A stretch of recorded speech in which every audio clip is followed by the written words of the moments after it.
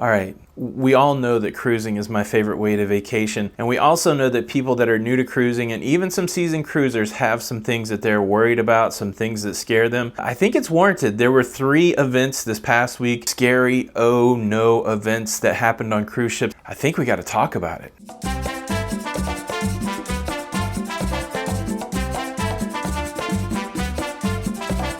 Hey, what's up everybody? Tony with Lido Loca. Welcome to the Lido Loca YouTube channel. If you're new here, if you're into cruise ships, if you're just getting into cruising, you like cruise news, cruise tips, cruise vlogs, really anything to do with cruising, Lido Loca is the place for you. So consider subscribing to the YouTube channel with the notification bell on. That way you don't miss any of the stories. Now on to today's episode. So let's start with a little, just a little side rant. Last month I made a video called The Dark Side of Cruising, the Unlucky Cruiser, where I chronicled 10 things that had happened to me over just the 6 cruises that I'd been on to that point. These were all valid things that happened, and most of the feedback was positive, but I was met with a few of these, oh, put on your big boy pants, suck it up, things happen, that kind of thing. I just want to tell you guys, the only reason I share some of these negative examples is just so that you're mentally prepared. To me, the things that we're going to talk about today, if you never heard of them and then you experience them on a cruise ship, it's going to be a lot more traumatic than if you go into it with a little bit of knowledge. That's why I shared those 10 things that I went through as the unlucky cruiser. I wasn't really looking for sympathy.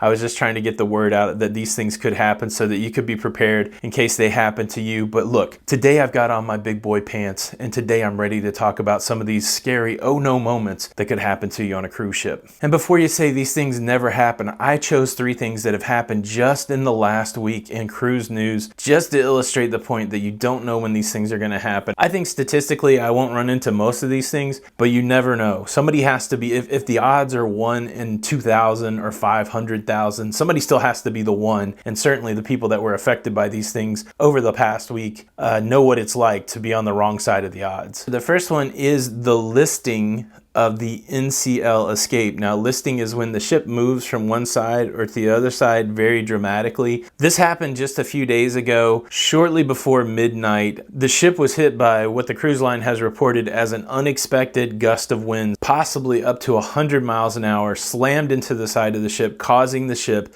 to tilt from one side to the other, listing from one side to another. Now, all kinds of reports have come out from passengers that were on that ship, either in their cabin or some public space on the cruise ship. I saw video of a bar where you could tell that the ship was listing, and then toward the end of that video, you could hear things falling and glass breaking. There's reports of people that were in their cabin, that all the loose things that were on their vanity moved toward the cabin door, electronics fell, broke. It's shocking, right? You hear the wind, the ship tilts, everything kind of starts to fall. Immediately, the captain got on and said, look, we're dealing with this, everything will be fine soon. And apparently it took about 10 or 15 minutes to get the ship back to where it needed to be. That's never happened to me. I don't know what that's like, but for a whole cruise ship of passengers this last week, that was their reality. Now, the second one, there is some sort of frequency to it. Again, I've never experienced it, but last week the Carnival Victory lost power for about 3 hours as it was making its way back to port from its cruise itinerary. Passengers on the Carnival Victory started reporting on social media that around 5 p.m. the ship was without power, that they were kind of drifting in the water without propulsion. They did have some backup generators, and so some services were there, but things like air conditioning and propulsion were not there. They waited for about 3 hours for power to be restored to the ship. It was able to make its way back to port. And doing some research, power outages on cruise ships do happen. I did read a statistic that said in 2016 around 16 cruise ships lost power during their sailing. There are some stories of cruise ships losing power really until they could get tugged back to a port to get the ship fixed, and all kinds of crazy stories of people dealing with a cruise ship without power. Again, somebody's going to be on the unlucky side of the odds. It is a real thing that just happened within the past week. And the last story that's definitely an oh no moment, there is a report coming out of suburb of London, Gatwick, about an airline crew and its passengers that have been quarantined because they have some sort of coughing sickness. What's significant is that these passengers just flew in from Barbados after getting off the MSC cruise ship Preziosa.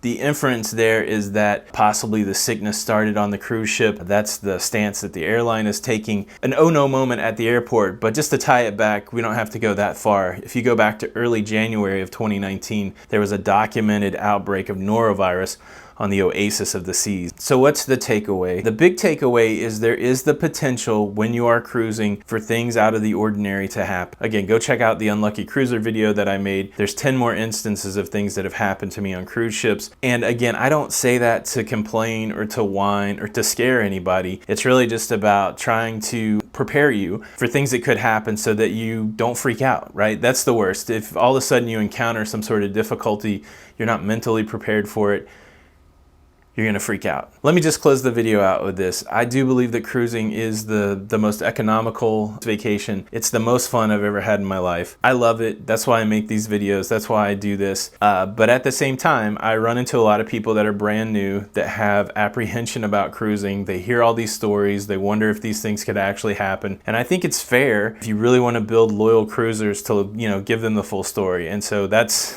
what I'm trying to do here. A question for the comment: do any of these things dissuade you from cruising? Does this make you more or less likely to cruise, or is it helpful to know these things? I would like to know. Please hit the like button, follow all of our social media, become a part of the Loca fam over on Facebook by joining the La Lido Loca cruising community. Here's the link to the video for the Unlucky Cruiser. And again, this is Tony from La Lido Loca, and until the next time, we'll see you on the Lido.